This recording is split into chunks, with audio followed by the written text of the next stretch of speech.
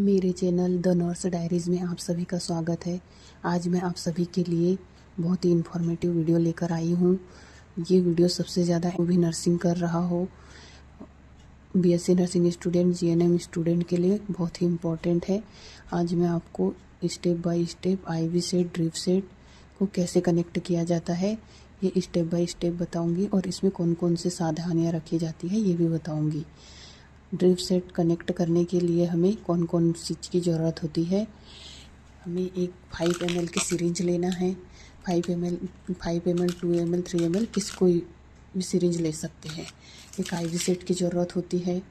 जो इस IV set में हमें इसकी एक्सपायरी डेट चेक कर लेना है, ये कब एक्सपायर हो रहा है।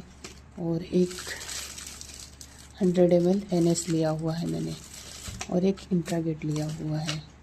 तो सबसे पहले हमें आईवी सेट की जो है एक्सपायरी डेट चेक कर लेना है और आईवी सेट को ओपन कर लेना है।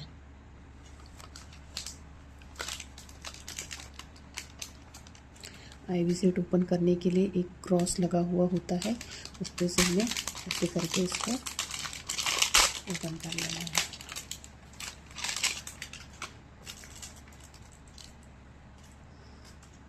आईवी सेट के कौन कौन से पार्ट होते हैं।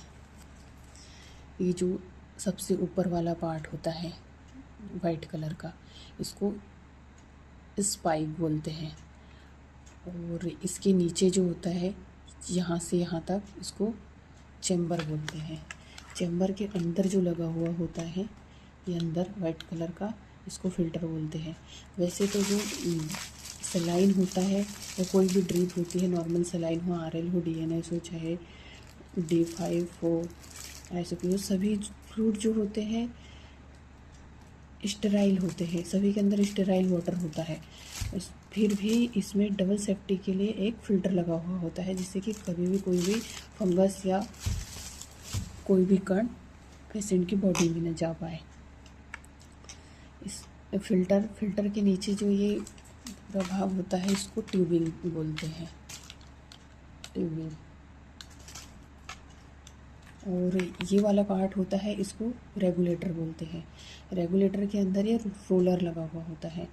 रोलर को जितना नीचे करोगे उतनी ड्रिप कम होते जाती है और लास्ट में ड्रिप बंद हो जाती है।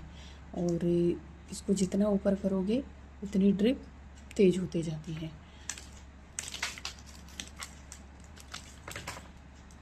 ट्यूबिंग के जो सामने वाला जो पार्ट होता है, इसको बोलते हैं इंजेक्शन साइट, येलो कलर वाले पार्ट को। और ये जो होता है ये कनेक्टर होता है, जिसमें निडल लगी हुई होती है। अब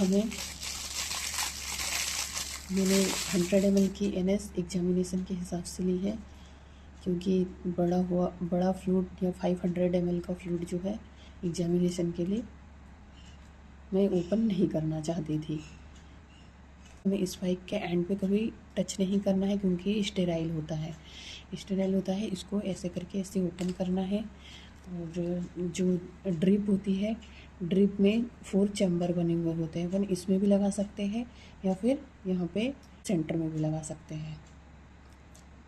मैं तो ज़्यादातर जो है चैम्बरों में ड्रिप लगाती हूँ, क्योंकि सेंटर में ड्रिप लगाने से यहाँ क्या होता है कि जॉइंट होता है। जॉइंट के जैसे अपन प्रिक करते हैं तो कई बार जॉइंट पे लगाने से लीकेज हो जाता है। इस वजह से मैं ज़्यादातर होता है ये 4 चैम्बर में से एक चैम्बर में लगाती हूँ। इसको ऐसे लगा के इसे रोल करके लगा देना है। लगाने के बाद रेगुलेटर को पूरा ऑफ करना है। ऑफ करने के बाद में अपने को चेम्बर भरना है। चेम्बर को हाफ ही भरना है, हाफ इसलिए भरना है क्योंकि ऊपर से आती हुई ड्रॉप अपन को दिखना चाहिए कि कितनी ड्रॉप आ रही है। उसके बाद में रेगुलेटर को थोड़ा सा ओपन करके आईवी सेट में पूरा फ्लूइड भर लिया जाता है। आईवी सेट को आईवी सेट, ड्रिप सेट या फिर इन्फ्यूजन सेट भी कहा जाता है। इसको ऐसे करके क्लोज रहने दें।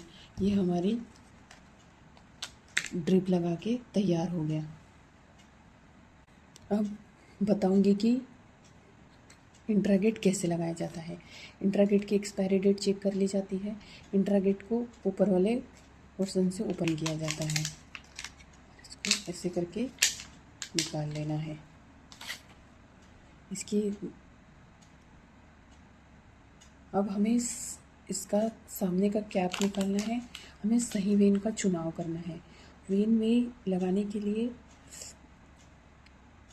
चूँकि ये 18 गेज का कैनुला है, 18 गेज के कैनुले के हिसाब से हमें बड़ी वेन चाहिए होती है। तो हमें सबसे पहले वेन का सिलेक्शन कर लेना है कि इस इंट्रागेट के हिसाब से वेन है या नहीं, या फिर वेन छोटी है तो हमें छोटा इंट्रागेट लेना है। मतलब 20 गेज, 22 गेज या 24 गेज का कैनुला लेना है। जैसी वेन रहेगी हमें वैसे कैनुला लेना है।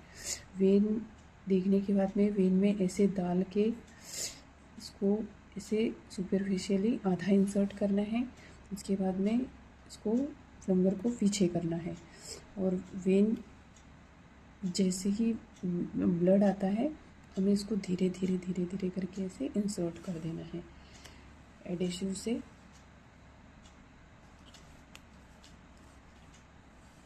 इसको फिक्स कर देना है। एडेसिव से इसको इस तरीके से इंट्रागेट को फिक्स कर देना है।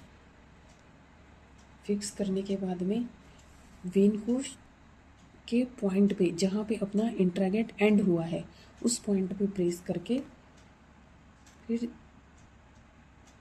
धीरे धीरे करके इसको नीडल को आउट कर लेना है। नीडल को आउट करने के बाद में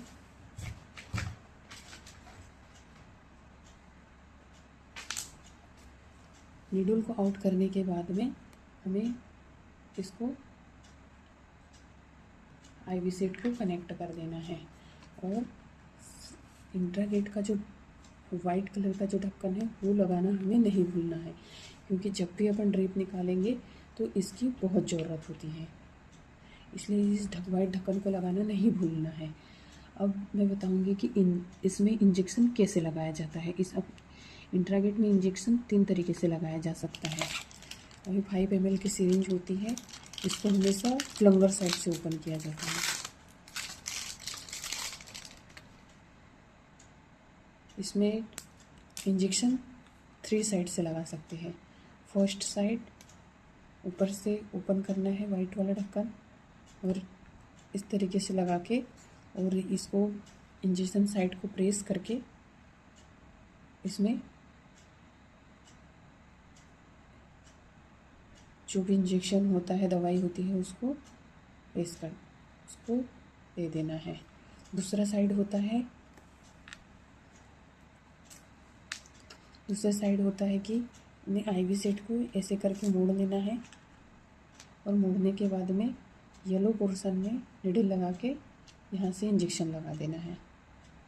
तीसरा साइड होता है कि इसको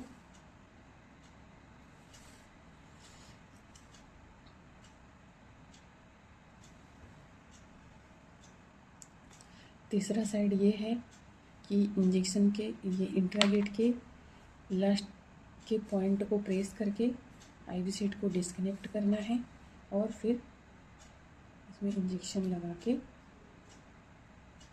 इंसर्ट कर देना है।